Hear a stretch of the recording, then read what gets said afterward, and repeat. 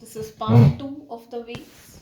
Okay, so last video we discussed about the wave, the sinusoidal wave for an SHM, correct? If all the particles of a wave are in SHM, the wave is sinusoidal and it is given by y is equal to a sine or cos omega t minus kx plus phi. I've explained you all the terms. Alright, now I also told you the wave velocity is given by coefficient of t divided by coefficient of x, and this we have verified also, nu into lambda, frequency into lambda, where frequency I can define it in two ways. With respect to particle, it is the number of vibrations per second, how many times a particle is vibrating, how many oscillations it is doing per second. In terms of waves also I can define number of waves when I represent it graphically, number of waves in 1 second. Okay, but don't count the waves like this. If it's in x, it is, it doesn't make sense. The value it will tell you whether it is high frequent or low frequent, but you will not be able to calculate the value of frequency from this graph, because x, it is wavelength I can calculate but not frequency. Okay, if it was time I can calculate in 1 second how many waves, that is frequency. So number of vibrations per second with respect to particle, it is same as number of waves per second if you consider the wave. Okay, and wavelength, length of one wave, distance between two crust or trough or two particles which are in phase. K is the angular wave number, which tells you the number of waves in a given minute in an angular concept, right? Angular in phase, how many are there? That is what it tells. Now I'll tell you, frequency is decided by the source. Now if I start vibrating a string, the frequency is fixed by me. Okay, how many times it should vibrate, it is fixed by me. The velocity of a wave is dependent on the medium. So as long as it's in the same medium, once a wave is generated and it starts propagating, if the medium is the same, the wave velocity will also be the same. And for electromagnetic waves, it is if it's in air or air or vacuum, it is 3 into 10 power 8 meter per second. If it is sound wave, in air it is 330 meter per second. It depends on the medium. Okay, and together they decide the wavelength. Okay, so I cannot say wavelength only based on frequency. When I fix the velocity, that means, listen to me very carefully, if I fix the velocity, that means I fix the medium, then they both become inversely proportional. So that is the reason, look at that, if I increase k, what is happening? Let me write, initially it was 1x and then I'm making it 2x. 1x means, let us say this was here, let me say in the x this was 2 pi. Okay, if I make it x, it is becoming like this. So in the same time interval, two waves are formed. Okay, now don't frequency wise, there are more waves because the wavelength has reduced, so frequency is more, and length of a wave is also becoming half. Correct? So this is only because the velocity is fixed. But if you're changing the medium and velocity changes, if frequency is fixed, wavelength also changes. And this is exactly what we had studied in the scattering of light and all that part last year, correct? So what happens when you go to a different medium? Frequency is fixed, velocity decreases if you're entering a denser medium, wavelength also decreases. Okay, so this is what we are studying. So remember this, frequency is fixed by the source, velocity depends on the medium, and wavelength is decided by the two combined. Okay, now let us understand the term phase difference. This is very important. Phase difference and path difference between two particles. Okay, this is for any two particles on the wave. Okay, so we have a similar term during superposition, but there we are talking between two waves. Here there is only one wave and we are talking about two particles. Okay, so let us consider this wave. If I say the particle here, this is y and this is x, the particle here, the particle here, the particle here, the particle here. What is the phase difference? Okay, I shouldn't say this, I should say this and this particle. Yes. Okay, this not there. Okay, so these two particles, for example. These two particles, what is the phase difference? they are in phase, right? So phase difference will be 0. We call it as in phase. Okay. And what will be the path difference? See, what is the meaning of phase difference? It started at mean position, it went to the extreme, came back, and again. Okay, now I'm not talking about a single particle. Don't get confused. With respect to wave, I was just explaining with respect to SHM. Now, if you're talking about waves, what is the part? This particle here on the rope, two different positions. There are two particles. This particle is also at the mean position now. It has not started its motion. This also is like that. If I consider these two particles on the wave, these two particles are also, they have went to the extreme and now they are, it's like this. You have to visualize. Don't follow this wave. This particle, it has not yet reached its amplitude. It is somewhere here. That is what it says. This particle has not yet reached its amplitude. It is somewhere in between. Okay, if I talk about particle here and particle here, both the particles at the given time are at their maximum extreme on one side. Okay, so if both the particles, if they are in phase, that means at the given time interval they are both at the same position, we call them as we call the phase difference as being 0. And what will be the path difference? Obviously it's going to be lambda, wavelength. You can see that. I told you in phase it's wavelength, correct? Now what if I want to calculate this particle and this particle? Okay, sorry, here on the wave, this particle. How will I know that? What is the phase difference? Alright, so I repeat, phase difference between them, they are in phase, 0 or multiple of 2 pi. In phase means it can be 0 or multiple of 2 pi also, correct?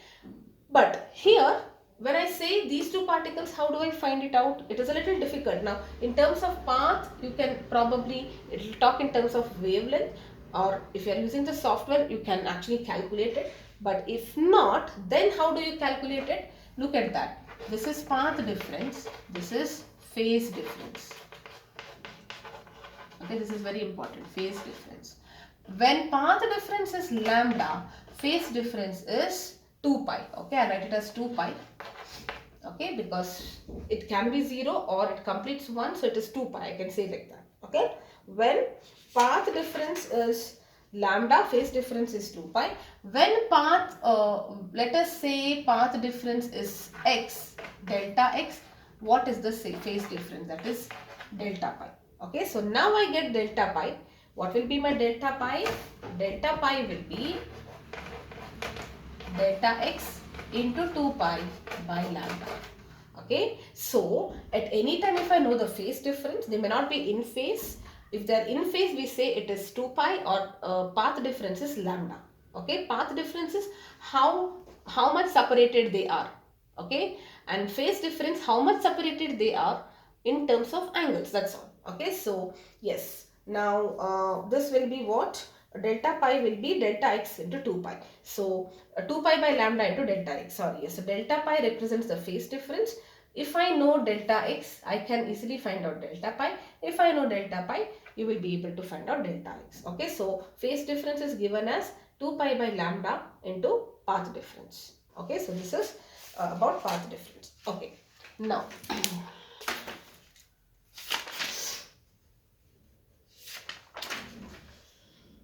okay, let's now understand the speed of a traveling wave. Okay, the first part almost is fine. Now there are four or five sections, I should say. Let us in general tell you about speed of a traveling wave. I already gave you this. Okay, like I said, speed of a traveling wave, there are many ways to understand it. It is just dependent on the medium, and it is fixed once the medium is fixed. Okay, so speed is given by omega by k, coefficient of t by coefficient of x.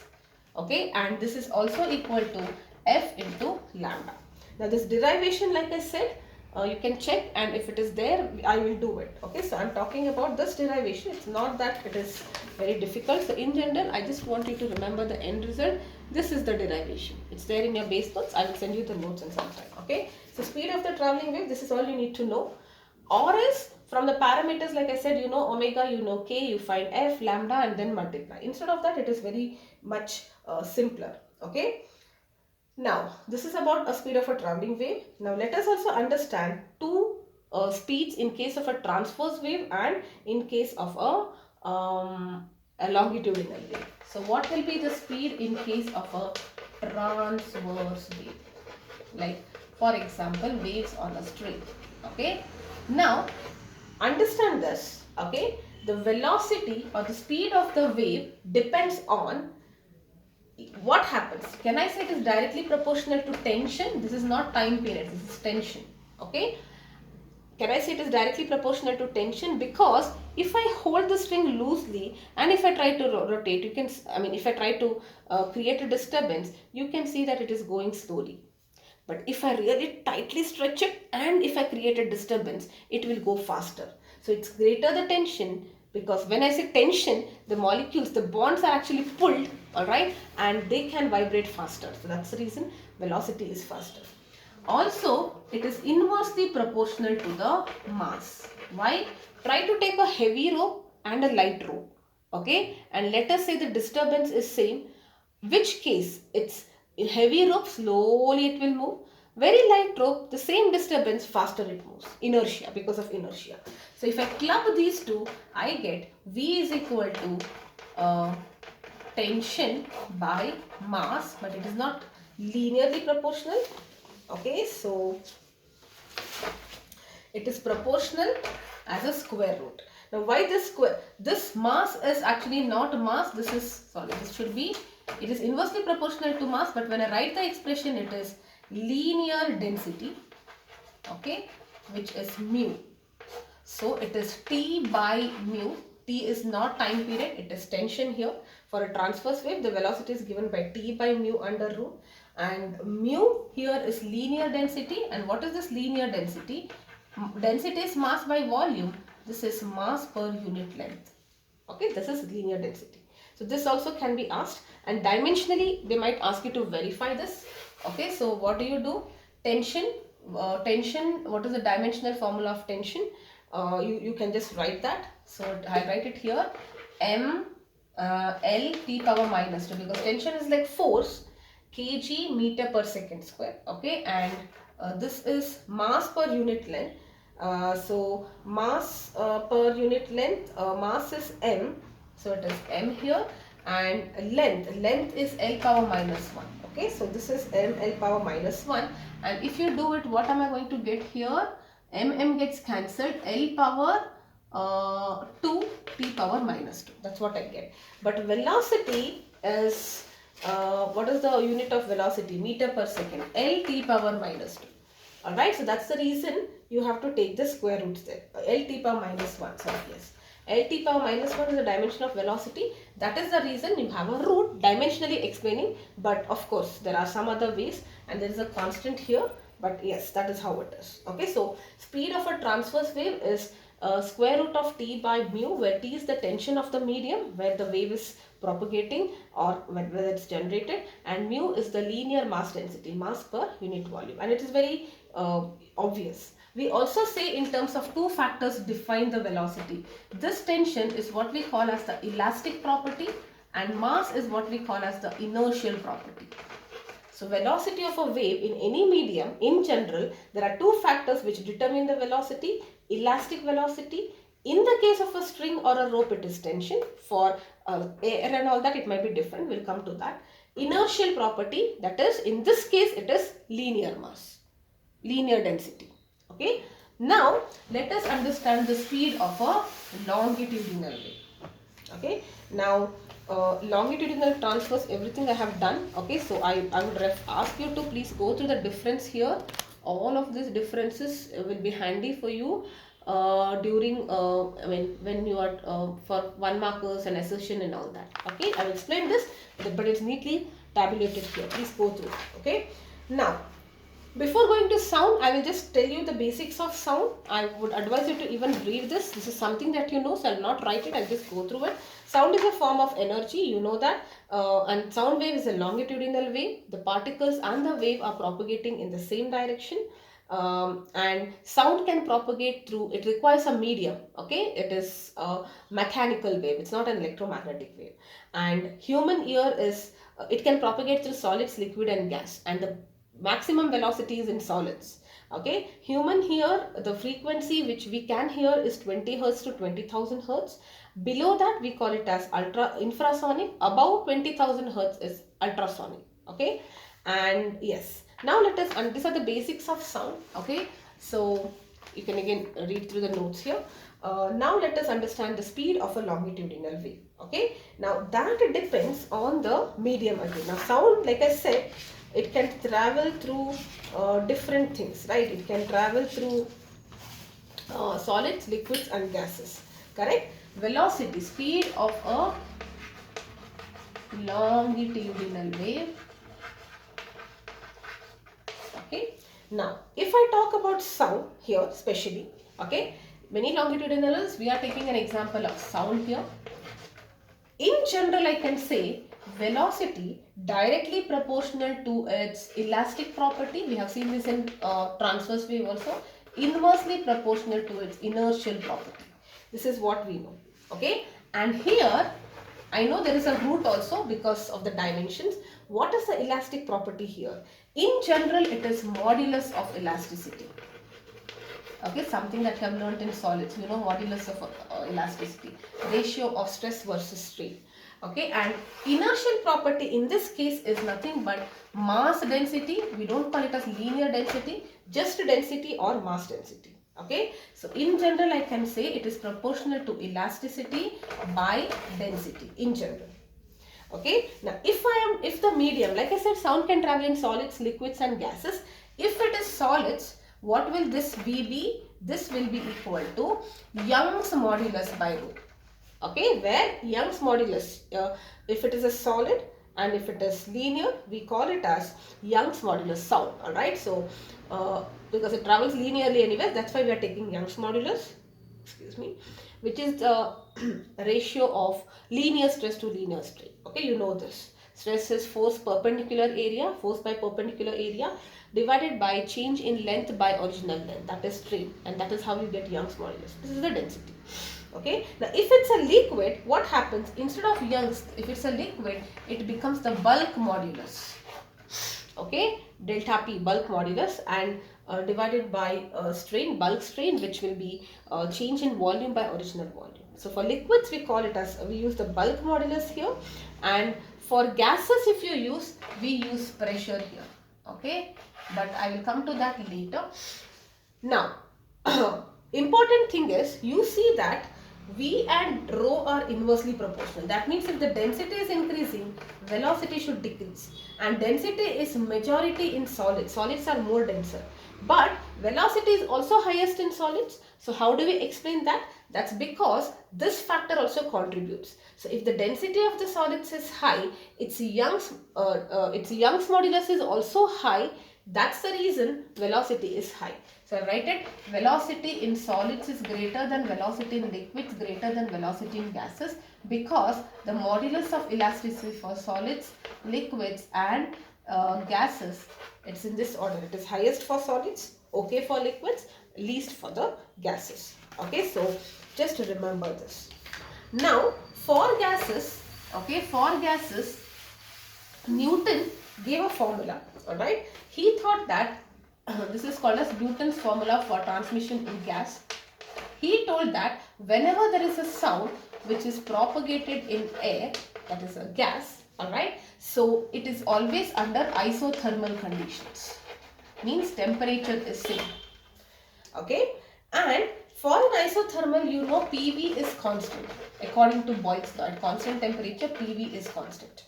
And it could be proved that, like I told you, the derivation is there, but I will not do it now. Or if you want, I don't mind doing it. You can skip if they say it is not required. Okay. So what happens if you differentiate this? Differentiating this, you will get the product rule: P into delta V by delta P plus V into delta P by delta P. Differentiation of a constant is 0. Alright. So what do we get for pressure is minus V delta P, if I bring this side, divided by dV by dt. And what is this? You can also bring this thing down. Okay. Just a second. P is minus dv by dt. Yes, okay, dv by dt. I did not write this. Yes. Okay, now you can also okay, hold on, what did I do some mistake? Dv by dp. Yes, differentiation of the first. Yeah, sorry. Okay, it will be this much. Okay, so p dv, differentiation of volume, plus v dp. Okay, now what happens? P will be minus dp by dv, and if I rearrange, I will get minus dv by, you will get it as dv by v if I bring this in the denominator. And what is this? Isn't this b? Isn't this equal to b? Because this is the change in delta p, remember, and this was the change in volume. So I can say that it is equal to p. Therefore, for gases, what Newton said, velocity is given by, this is in general for fluids. For gases, he said that it can be given as p by rho. Okay, this is how he proved. Now, remember only this much, like I said, for numericals. According to Newton, velocity of a sound in air or in any gases is given by rho of p by root of p by rho, where p is the pressure of the gas, this is the density of the gas. Now, pressure of the air we know 1 bar, and let us say density is also fixed 1.29. If you calculate, velocity was coming around to be 280 meter per second, and experimentally you know it is 330 or 340 meter per second. So there was a difference here. Okay, so that means there is something wrong, and Laplace later corrected it. So we have something called as the Laplace correction. And what was the thing that, what did Newton say? Newton said that it is happening in isothermal conditions, and then he said that V is equal to P by rho, which is not correct. And according to Laplace, the only correction he made was that it may not happen in isothermal condition. It will be happening in adiabatic condition, because air is a bad conductor. It's not a good conductor of heat, and the changes will be very rapid, and hardly there is any time for the temperature to be constant. Okay, this temperature changes rapidly. That's why it is adiabatic. And in adiabatic, what was constant? PV power gamma was constant. For isothermal, PV is constant. This is PV power gamma. And what is this gamma? You have studied in kinetic energy, Cp by Cv. Specific heat capacity at constant pressure by specific heat capacity at constant volume. And now if you differentiate all this, it's there in base notes, you just go through that. What are you getting here is gamma P is equal to B. If you differentiate this, you are getting gamma P is equal to B. So what is the correction? Velocity was bulk by rho, and Newton said that it is P by rho, but according to Laplace, B is equal to gamma P. So if you add this gamma factor, then you are getting the correct answer. Now if you put the pressure, density, and gamma for air was 1.4, you were able to get 330 meter per second, which was perfectly matching. Alright, so this is the Laplace correction for velocity of sound in case of when the sound is traveling through air. Now in your numericals, they can give you velocity of a sound in case of solid, then you have to take Young's modulus by density under root, liquids bulk modulus under density upon density under root, and for gases gamma P by rho under root. Yes? Alright.